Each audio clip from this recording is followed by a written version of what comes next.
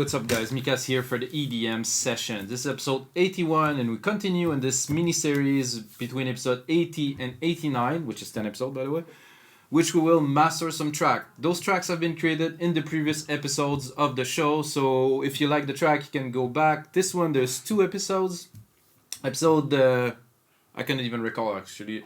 It will be written in the description below. So there's an episode which we arrange and mix the track, and there's a first episode which actually composed the really basic 16 bars that we actually made this track with. So in this third step of the production process, we're gonna master the track. I got the mastering chain set up here. The track is 124 BPM. It's a progressive house, a bit of like a funky, groovy feel with some atmospherics and stuff. It's a very interesting track. It's going to be a lot of fun to master. And I will explain to you guys the process. And of course, once I'm done with this, I will put the project online on wemakedancemusic.com as a mastering project that you can actually insert your own track and use the mastering chain to master it. It's going to be only $5, of course. And also, of course, if you didn't know, on our site, wemakedancemusic.com, we have 5,000 DAW templates. It's more 5,600 now. But we have DAW templates to do everything from like all the genres of music, complete songs. We're loaded with stuff right now. Everybody's on curfew, so everybody's uploading a lot. So let's see the positive in those moments and let's get to master the track.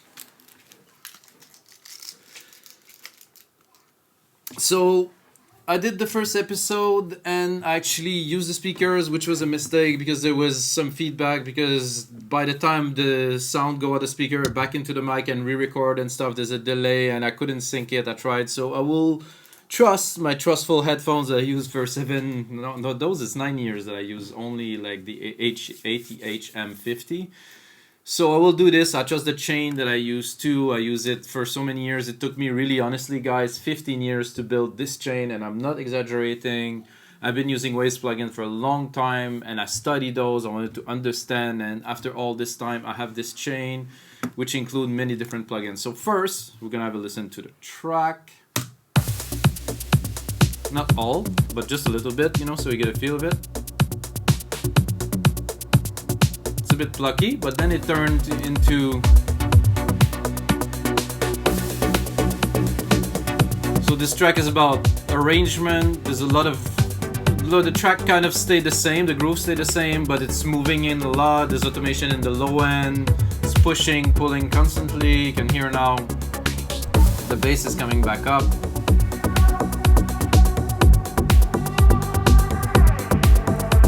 Gonna move on a bit further.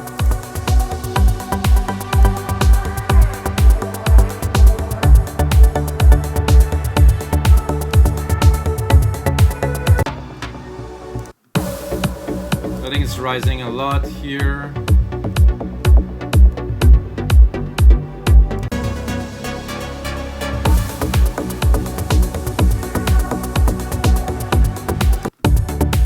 So that's the track. We're gonna have a chance to listen to it a little bit more at the end. Once I'm gonna be done, I'm gonna let it play in almost its entirety. First plugin that I use when I do my mastering, I use this Renaissance EQ as a summing EQ, as a summing plugin. So what I do is I go in the loudest part of the track, do the auto gain here. So I put it here. So if I'm still clipping, that means that there's some space. So I want to raise the volume as much as I can, you know, so I'm able to get the most out of it. And I have a very, very small low end cut here. If I have some major thing to do in the track, like, which is not the case because it is my track, of course, that I mix, that I know, then I would do some first phase of equalization here into the track. If you master track for other people, or you listen to your track and like to have more highs, you want to do changes, this is a very good EQ to do so. It's really subtle. It doesn't really affect the frequency so much. It's more like a small boost. Then going straight up into this VEQ4. Why am I using another EQ, you're gonna ask?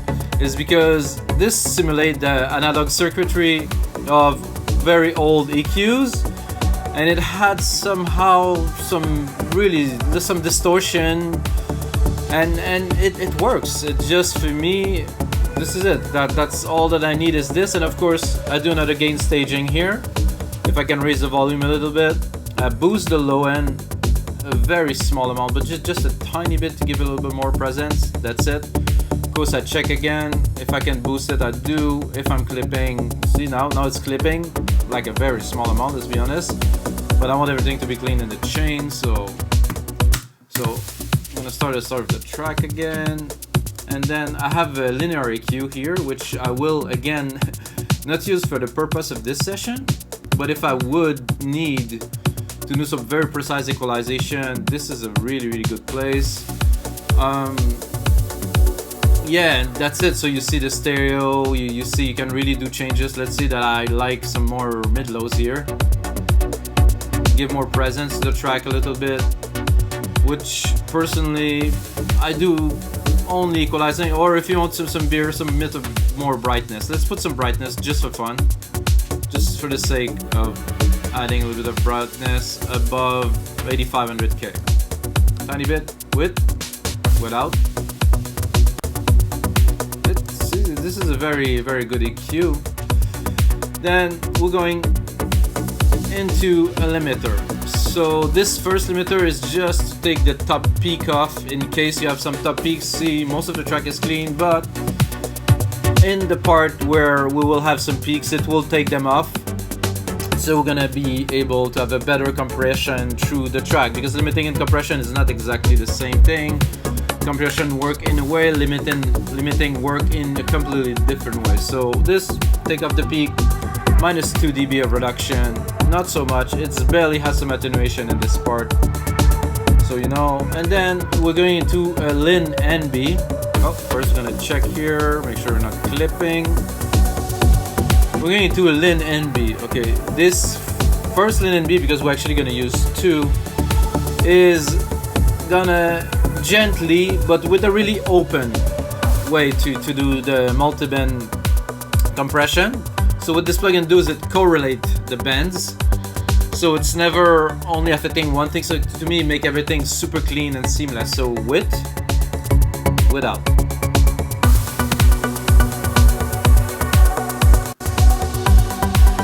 And then of course we're gonna do again some gain staging. Make sure that we're not clipping anywhere. So far, so good. I'm gonna go back to the bass part. I'm gonna pick up a part where the bass is coming in strong. I think here.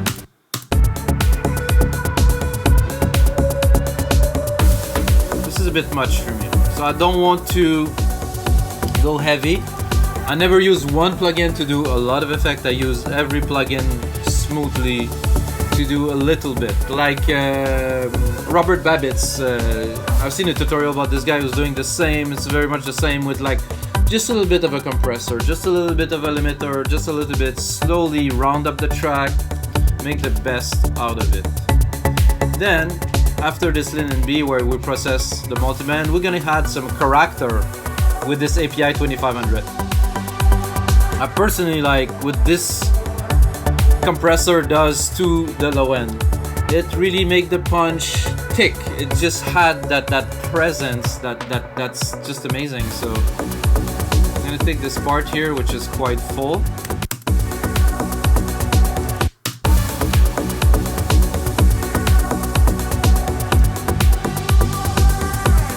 And again, we're gonna look at our summing, where we at sound-wise. So we're still at -2. So we're not really peaking until the very end of this stage, which would be the L316. With the L316, we will finish the maximizing. See here, I got another 2 dB of reduction. Slowly getting into. I'm still at, you know, -15 LUFS. Still lots of room to master for iTunes and Spotify. iTunes is more demanding, Spotify a bit less. And then here I have a G channel that I use only if needed. So what I've done is I boost a little bit of the top end, because it's got a nice little crisp like top end. And the low end, which I'm gonna say in every episode, it just had some presence to the low end without boosting the EQ. It is an EQ, but it's like it's a very different way to equalize. So we're gonna make sure, again, input and output, no clipping. Everything is clean through the chairing. It's clean again from here. Track sound, very good.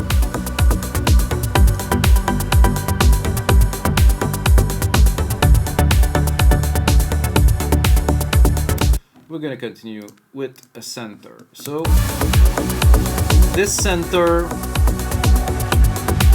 I'd like to say that it gives the illusion of loudness. So I'm gonna reduce my master a little bit here because it's a bit loud. So what I mean by the illusion of loudness, I mean that it spread the sound of the stereo field, it make it more present, it seemed to be louder, but it is not louder. Oh, I had some clipping here before that because of that, so it seemed to be cleared out. So, like I said, this, and then right after some saturation and a compressor would expand the sound a lot, and then this compressor is going to be an SSL comp, and I will just glue it together with a compressor. So I just go expand, and then just tighten it. So this is my process. Like I said, this is my mastering chain. This is the way I do mastering.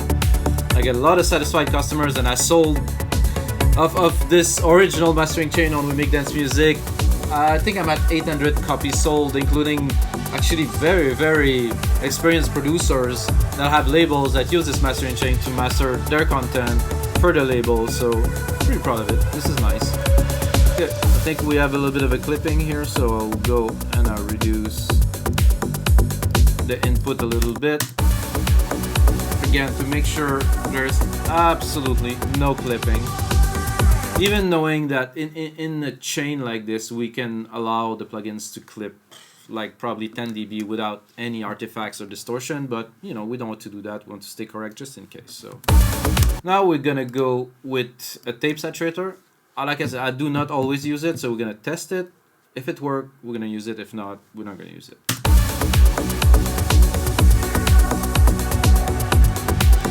So again, this is the little clicking is because of the DAW inserting the plugin. So this worked very well. Again, like the center, like the G channel that we use, this just adds some character to the track. It had like a very minimal amount of distortion. It had a certain presence. It made just the sound thicker, you know, it just make it, I would say, more interesting to listen to, or just like everything is a bit more in your face. And then we put on like a G channel, of course. Again, I like this compressor on the kick. Really bring a nice presence to the music, glue everything together. We need a little bit more in this case. I would say about 2 dB of compression maximum. This is an analog, so I cannot really see. So I'm going with the feel. Without. With. Oh yeah.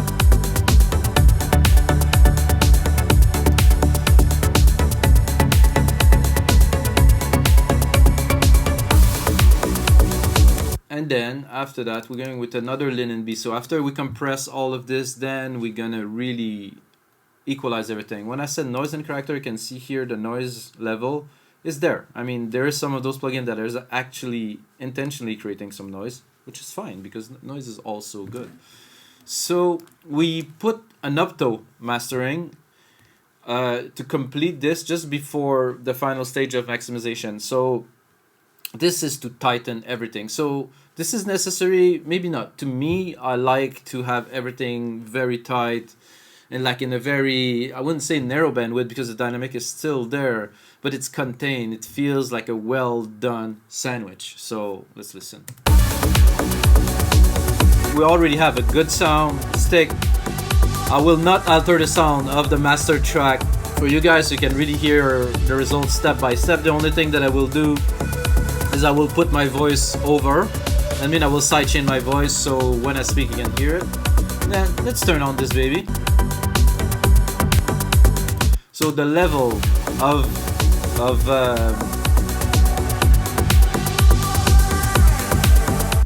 of compression and maximizing of this is very, very minimal. You can see here I might be doing like a dB and a half, but the character, so without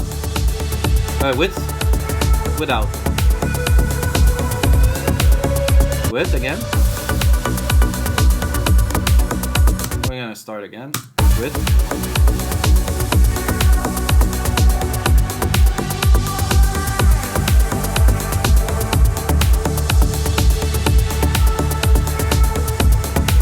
What, minus 13 dB here, so we have again some room to play with. So you can see this one how open and quick does it affect, while this one is slow. It just take it and it just make it nice and chuggy. Oh, make sure we're not clipping again.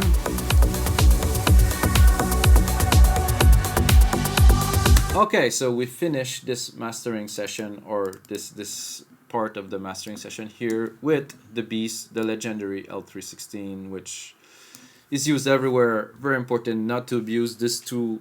The first part that would be affected negatively if you overdo maximizing is the low end. The low end would be like, it will lose all of its energy, you know, sadly, and you don't want that because we're doing dance music. So this is the low end. This is very, very important. So how to use this plugin? Simply turn it on, put on this arrow here, and then when it starts sounding like crap, you're too far, like this, you're way too far. So I would say we want to get, if we look at the LUFS here, we want to get about 5. I would go probably 4 dB of maximizing at the most. So at the highest peak I would get 4 dB. Most of the time I will not touch or barely. So that's it, guys. After this one, with this loudness, I mean it is loud, I have to lower my headphones. So we're again, we could do a tiny bit more, just to achieve minus 10 LUFS at the highest point, at the highest peaks again. See, it's not affecting so much. So here, I'm touching it, but not so much. So this is the preferred loudness, the LUFS for iTunes right now. That's what they want. They don't want all the music to be boosted because they know people listen to it in their headphones and it's bad, it's too loud, it just doesn't have dynamics. It's not a good idea. So this is a little bit more technical with maximizing, while the rest is more feeling and instinctive. You still need some loudness, because if you don't have this loudness, you're not going to compare to other tracks, and people listen to your music compared to another track, and then you will not shine, you know. So this is sadly necessary. I personally think that the way this mastering chain is, we do not damage, but we only improve the audio. So let's have a listen.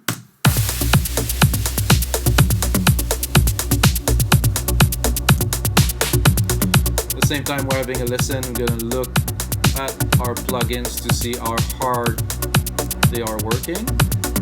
Make sure we're not clipping in any parts of the track. I would like to have a gigantic screen to be able to put all of them there, but you know, you can see what's happening now.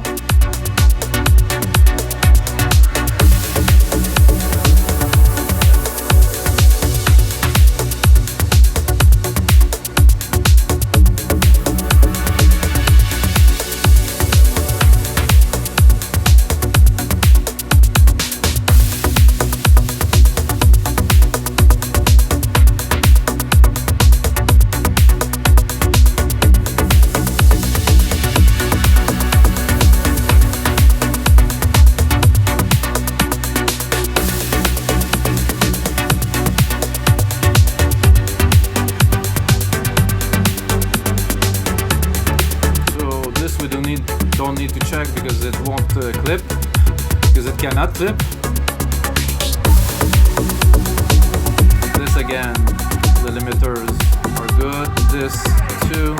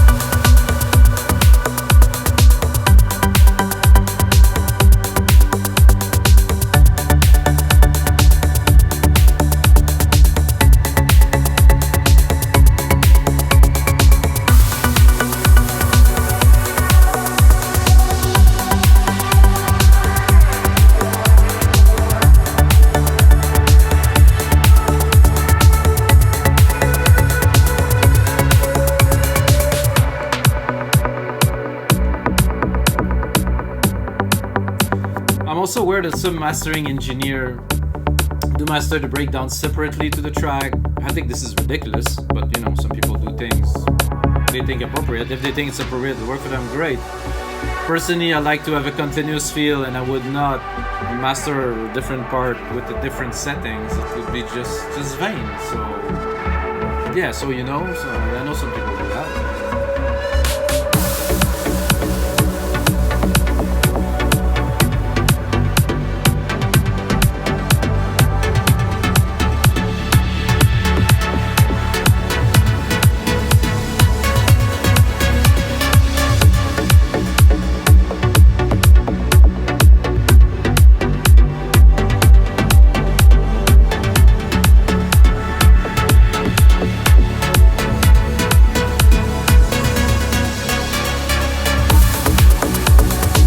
Alright guys, so we listened to the track, it's clean, everything is done. This is episode 81 of DDM Sessions. Be ready for some more mastering sessions. The next one I will do a trance track, which is going to be a little bit different than this one because it's trance, it's faster, more punchy. We're going to try to really make the best out of this genre of music with our mastering chain again. And if you're still watching, you just earn yourself half price off on our site, wemakdancemusic.com. Just enter my name, Mikas, M-I-K-A-S. And while you're at it and you're typing my name, you might go to Spotify or Beatport and type my name too. I got a lot of music out for the last 17 years that I released music, the last 22 that I produced. So guys, check it out. And of course, the most important thing, as always,